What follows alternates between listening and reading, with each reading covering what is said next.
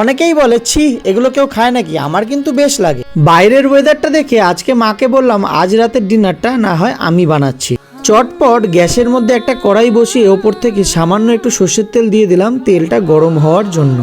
তেলটা গরম হতে হতে চিকেনের কিছু গিলা নুন, হলুদ ও গোলমরিচ এবং কুচো পেঁয়াজ দিয়ে ভালো করে মাখিয়ে নিলাম একটা বাটিতে। তারপর তেলটা গরম হয়ে যাওয়ার পরই ঢেলে দিলাম কড়াইয়ের মধ্যে।